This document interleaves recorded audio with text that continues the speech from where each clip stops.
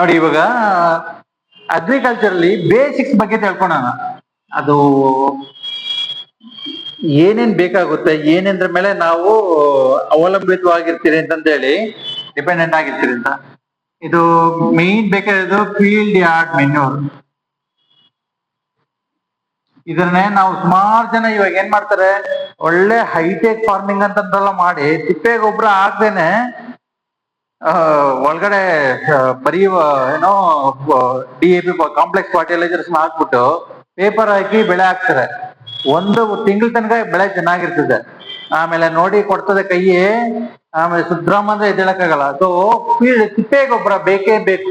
ಖಂಡಿತವಾಗಿ ತಿಪ್ಪೆ ಗೊಬ್ಬರ ಹಾಕ್ದಂಗ್ ಬೆಳೆ ಬೆಳೆಯೋದಂದ್ರೆ ಅಸಾಧ್ಯ. ಅದು ತೆಗ್ದ್ರೂ ಆ ಬೆಳೆ ಸರಿಯಾಗಿ ಬರೋದಿಲ್ಲ, ಒಂದ್ ಸಣ್ಣ ಮಳೆ ಬಂದ್ರೂ ಬೆಳೆ ಏಟಾಗ್ಬಿಡುತ್ತೆ. ಸೊ ಫೀಲ್ಡ್ ಆದ್ಮೇಲೆ ಇದು ತಿಪ್ಪೆ ಗೊಬ್ಬರ ಖಂಡಿತವಾಗ್ಲು ಕೊಡ್ಬೇಕಾಗುತ್ತೆ. ಮತ್ತೆ ಇನ್ನೇನು micro nutrients, macro nutrients. Micro ಮತ್ತೆ ಮ್ಯಾಕ್ರೋ. ಮ್ಯಾಕ್ರೋ ಏನ್ ಬರ್ತದೆ, calcium, magnesium, sulphur. Micro nutrients ಏನಿದೆ, ಬೋರಾನು, ಜಿಂಕ್, ಮತ್ತೆ ಬಂದ್ಬಿಟ್ಟು ಮಾಲಿಬ್ಡೆನಮ್, ಮೆಗ್ನೀಷಿಯಮ್ಮು, ಸಾರಿ ಮ್ಯಾಂಗನೀಸ್, ಈ ತರ ಬಂದ್ಬಿಟ್ಟು ಸಣ್ಣ ಇದೆಲ್ಲಾನು ಇದೆಲ್ಲಾನು ಏನ್ ಬೇಕು ಅಂದಾಗ ಓಕೆ ನಾವು ಒಂದು ಫಿಶ್ ಅಮಿನೋ ಆಸಿಡ್ಸ್ ಆತರ ಯೂಸ್ ಮಾಡ್ಕೊಂಡ್ರೆ ಎಲ್ಲಾ ಕಂಟೆಂಟ್ ಸಿಗುತ್ತೆ. ಈ CMS ಸ್ಮಾಲ್ ಕ್ವಾಂಟಿಟಿಯಲ್ಲೇ ಬೇಕಾಗಿರೋದು ಇದೆಲ್ಲಾನು. ಇದೇನು NPK ತರ ದೊಡ್ಡ ಮಟ್ಟದಲ್ಲಿ ಏನ್ ಬೇಕಾಗಿರಲ್ಲ. ಸೊ ತಿಪ್ಪೆ ಗೊಬ್ಬರ ಹಾಕಿದ್ರಿಂದ ಅದರಲ್ಲಿ ಸಾಕಷ್ಟು ಎಲ್ಲಾ ನ್ಯೂಟ್ರಿಯೆಂಟ್ಸ್ ಸಿಕ್ಬಿಡ್ತದೆ. ಇದು ಜಾಸ್ತಿ ಹಾಕಿದಾರೆ ಅಂದಾಗ 10 ಎಕರೆ ಹಾಕಿ ಬೆಳೆ ಮಾಡೋದ್ ಬೇಕಾಗಿಲ್ಲ, 2 ಎಕರೆದಲ್ಲಿ 10 ಎಕರೆ ಬೆಳೆ ಬೆಳಿಬಹುದು ಒಳ್ಳೆ ತಿಪ್ಪೆ ಗೊಬ್ಬರ ಹೊಡೆದು ಬೆಳೆ ಇಕ್ಕಿದ್ದಾರೆ ಅಂತಂದ್ರೆ. ಮತ್ತೆ ಬಂದ್ಬಿಟ್ಟು ಪ್ಲಾಂಟ್ ಪ್ರೊಟೆಕ್ಷನ್ಸ್. ಅದು ಏನಂತಂದ್ರೆ fungicide, insecticide, bactericide, viricide, nematicide, weedicide, herbicide, PGR plant growth promoters. ಇದನ್ನೆಲ್ಲಾನು ಇದೇ ಮೇಜರ್ ರೋಲ್ ಪ್ಲೇ ಮಾಡೋದು. ರೈತರು ಹೊರೆ ಏನ್ ಬೀಳ್ತದೆ ಅಂತಂದ್ರೆ, ಒಂದು ವಾರಕ್ಕೆ ಮನೆಗೆ ತಿನ್ನೋಕೆ ತಗೋ ಬರ್ತಾರ ಇಲ್ಲೋ ಸುಮಾರು ಜನ, ಅಂಗಡಿನಲ್ಲಿ ಮಾತ್ರ ಬ್ಯಾಗ್ ತುಂಬಾ ಬರ್ತಾರೆ ಎಲ್ಲಾನು. ಮಿನಿಮಮ್ ಒಂದ್ 5,000 ರೂಪಾಯಿ ಅಥವಾ ಒಂದ್ 3,000 ರೂಪಾಯಿ ಒಂದ್ ಎಕರೆಗೆ ಕೊಟ್ಟಿ ತಗೋ ಬರ್ತಾರೆ. ಸೊ ಇದೇ ಮೇಜರ್ ರೋಲ್ ಪ್ಲೇ ಮಾಡೋದು. ನಾವು ತಿಪ್ಪೆ ಗೊಬ್ಬರನು ಅಷ್ಟು ಖರ್ಚಾಗಲ್ಲ. ಒಂದು ಲೋಡ್ ತಿಪ್ಪೆ ಗೊಬ್ಬರ ಆಗೋದೇ 5,000ದಿಂದ 6,000 ರೂಪಾಯಿ ಅಷ್ಟೇನೆ, ಅದು ಒಳ್ಳೇದಂತಂದ್ರೂ. ಸೊ ನಾವು ಒಂದ್ಸಲಕ್ಕೆ ಔಷಧಿ ತರ ಹೊಡಿಬೇಕು. ಸುಮ್ನೆ ವಾರಕ್ಕೆ ಒಂದ್ಸಲ 2 ಸಲ 3 ಸಲ ಹೊಡೆಯೋದೆಲ್ಲ ಪ್ರಾಕ್ಟೀಸ್ ಮಾಡ್ಕೊಂಡ್ರಾಗನ ಅದ್ರಲ್ಲೇ ದುಡ್ಡೆಲ್ಲ ಹೋಗೋದಲ್ಲಾನು. ಇವಾಗ ರೇಟ್ ಇದ್ರೆ ಪರವಾಗಿಲ್ಲ, ರೇಟ್ ಇಲ್ಲ ಅಂದ್ರೆ ಎಲ್ಲೋ ರೈತ. ಸೊ ಇದನ್ನೇ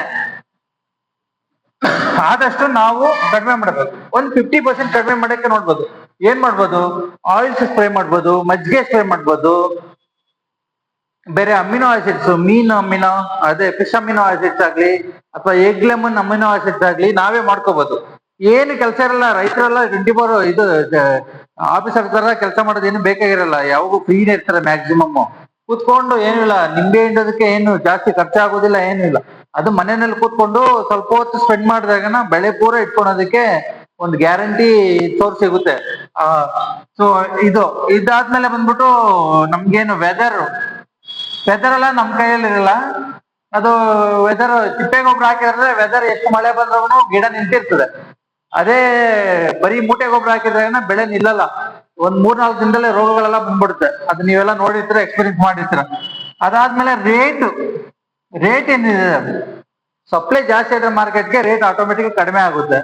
ಡಿಮ್ಯಾಂಡ್ ಜಾಸ್ತಿ ಇದ್ರೆ, ಮದ್ವೆ ಸೀಸನ್ ಬಂದಿದೆ ಅಂದಾಗ ತರಕಾರಿಗಳೆಲ್ಲ ಓಡ್ತದೆ. ಇಲ್ಲ ಆಷಾಢ ಮಾಸ ಬೇರೆ ಇದನ್ನೆಲ್ಲ ಬಂತಂದ್ರೆ ಸ್ವಲ್ಪ ಡಿಮ್ಯಾಂಡ್ ಇದು ಇರ್ತದೆ. ಸೊ ಹಂಗಾಗಿ ಆ ಸೀಸನ್ ನೋಡ್ಕೊಂಡು ನಾವು ಬೆಳೆ ಇಟ್ಕೊಳೋದು ಸೂಕ್ತ. ಮತ್ತೆ ಸಪ್ಲೈನು ಅದ್ರ ಮೇಲೆ ಇದಾಗುತ್ತೆ. ಸಪ್ಲೈ ಕಡಿಮೆ ಬಂತಂದ್ರೆ ಇವತ್ತಿರೋ ರೇಟ್ ನಾಳೆ ಇರೋ ರೇಟ್ ನಾಳೆದ್ದು ಇರೋದಿಲ್ಲ, ಅದು ಏರ್ಪೇರ್ ಇರ್ತದೆ. ಸೊ ಅದಕ್ಕಾಗಿ minimum price, suppose minimum price ಎಷ್ಟು, ನಾವು 250 ರೂಪಾಯಿ ಟೊಮೊಟೊ ಬಾಕ್ಸ್ ಹೋಗಿದ್ದು ಲಾಸ್ ಹಾಕ್ಕೊಡ್ದು. ಲಾಸ್ ಆಗೋ ಬಿಸ್ನೆಸ್ ಮಾಡಬಾರ್ದು. ಬಿಸ್ನೆಸ್ ಅಂದ್ರೆ ತೋಟ ಲಾಸ್ ಆಗ್ತದೆ ಅಂತ ಹೇಳಿ ಗೊತ್ತಿದ್ದು. ಇವಾಗ ಸೇವಂತಿಗೆ ಬೆಳಿತೀರಿ, ಗೊತ್ತಿದ್ದು ರೇಟ್ ಇಲ್ಲ ಅಂತಂದ ಮತ್ತೆ ಔಷಧಿ ತಗೊಂಡು ಹೊಡೆದ್ರೆ ಏನ್ ಯೂಸ್ ಹೇಳಿ. ಸೊ ಅದಕ್ಕೆ ನಾವು ಪ್ರತಿ ಒಂದ್ ದಿನಾನು ಯೋಚನೆ ಮಾಡ್ಬೇಕು, 5,000 ರೂಪಾಯಿ ಔಷಧಿ ತಂದು ಹೊಡಿತಾ ಇದ್ದೀನಿ, ಇದು ಕೆಲಸ ಮಾಡ್ತದಾ ಇಲ್ಲ, ಇದು ಏನಿದೆ, ಇದು ಕಂಟೆಂಟ್ ಏನಿದೆ, ಇದು ಏನ್ ಕೆಲಸ ಆಗ್ತದ ಇಲ್ಲ, ಅಂಗಡಿಯವ್ರಿಗೆ ಕೇಳ್ಬೇಕು, ಏನಪ್ಪಾ ಇದು ಕೆಲಸ ಆಗಿಲ್ಲ ಅಂದ್ರೆ ಏನ್ ಗ್ಯಾರಂಟಿ ಕೇಳಿ ತಿಳ್ಕೊಬೇಕಲ್ಲ ಅಲ್ವಾ. ದುಡ್ಡು ಸುಮ್ಮನೆ ಬರ್ತದ, 5,000 ರೂಪಾಯಿ ಕೊಡ್ಬೇಕಂದ್ರೆ ಹೆಂಗೆ. ಒಂದು ಸ್ಪ್ರೇ ಮಾಡಿದ್ರೆ ಒಂದು ಮಿನಿಮಮ್ ಒಂದು 300 ರೂಪಾಯಿ ಕೆಲಸ ಆಗ್ಬೇಕು. ಒಂದು ಬೆಳೆಗೆ 300 ರೂಪಾಯಿ ಕೆಲಸ ಮಾಡೋ ಆಪ್ಷನ್ಸ್ ತುಂಬಾ ಇದೆ. ನೀವು ಏನೋ ಡೌಟ್ ಬಂದ್ರೆ ನನಗೆ ಫೋನ್ ಮಾಡ್ರಿ, ನಾನು ಇಂತಿಂತ ಮಾಡ್ಕೊಳ್ಳಿ ಅಂತ ಹೇಳ್ತೀನಿ. ಏನು ಸುಧ್ರಮ ಇದು ಜಾಸ್ತಿ ಖರ್ಚು ಹೇಳ್ತೀರ, ನೆಮ್ಮದಿಯಿಂದ ಬೆಳೆ ಬೆಳ್ಕೋಬಹುದು, ಆರಾಮಾಗಿ ಗ್ಯಾರಂಟಿ ರಿಸಲ್ಟ್ಸ್. ಹಂಗಂತ ಹೇಳ್ಬಿಟ್ಟು ಏನೋ ಹೇಳೋದಪ್ಪ ಕೆಲ ಟೈಮ್ ಪಾಸ್ಗೆ ಅಂತಲ್ಲ, ಏನೂ ಇಲ್ಲ. ಒರಿಜಿನಲ್ ಕೆಲಸ ಮಾಡ್ಬೇಕು, ಓದಪ್ಪ ಹಿಂಗೆ ಅಂತ ಹೇಳ್ಬಿಟ್ಟು ಅದು ನಿಮ್ಮ ಲೆವೆಲ್ ಅಲ್ಲೇ ಮಾಡ್ಕೋಬಹುದು, ಅಥವಾ ವೆರಿ ಸ್ಮಾಲ್ ಎಕ್ಸ್ಪೆನ್ಸಸ್ ಅಲ್ಲೇ ನೀವು ಖರೀದಿನೂ ಮಾಡ್ಕೋಬಹುದು. ಸೊ ಹಿಂಗೆ ಮಾಡ್ಕೊಂಡ್ರೆ ಫಾರ್ಮರ್ಸ್ ತುಂಬಾ ಯೋಚನೆ ಮಾಡಿ ಇದಕ್ಕೆ ಇದಾಗ್ಬೇಕು ಅಂತಂದೇಳಿ ಫಸ್ಟ್ ಎಕ್ಸ್ಪೆನ್ಸಸ್ ಅನ್ನೇ ಲೆಕ್ಕ ಹಾಕ್ಬೇಕು. ನಾವು ಸುಮ್ನೆ ಏನೋ ದೊಡ್ಡ ತರ ಏನೋ ಮಾಡಬಾರ್ದು. ನಾವು ಖರ್ಚು ಎಷ್ಟು ಆಗ್ತದೆ, ಇದೇನೋ ಖರ್ಚು,